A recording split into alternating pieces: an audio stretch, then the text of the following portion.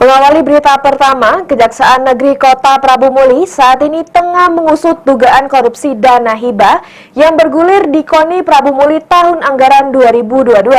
6 orang pengurus KONI dan 2 dari Dispora telah dimintai keterangan.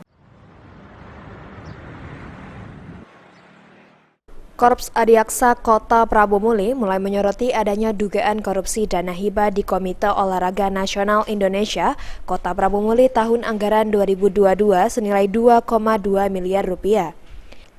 Kepala Kejaksaan Negeri Kota Prabu Muli, Roy Riyadi, melakukan kasih intel Emrido Syahputra, mengatakan saat ini pihaknya baru melakukan klarifikasi dan pengumpulan fakta hukum untuk membuktikan apakah masuk ke ranah pidana atau tidak. Saat diwawancarai Selasa 3 Oktober 2023, Kasih Intelijen Kejari Prabu Muli menyebut telah memanggil dan melakukan pemeriksaan terhadap 6 pengurus KONI dan 2 orang dari Dinas Kepemudaan dan Olahraga Prabu Muli.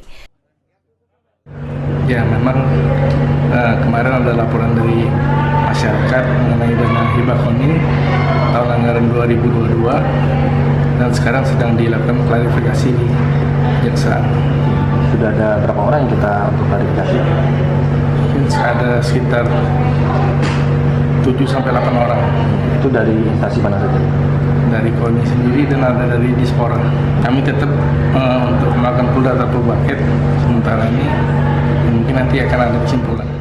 Disinggung mengenai modusnya, pria yang sebelumnya bertugas di Kabupaten Muara Enim ini menyampaikan masih mendalami. Pihaknya akan mengonfirmasikan lebih lanjut apabila ada perkembangan dari dugaan korupsi dana hibah di tubuh KONI Prabu Muli. Beni Firdaus, PAL TV.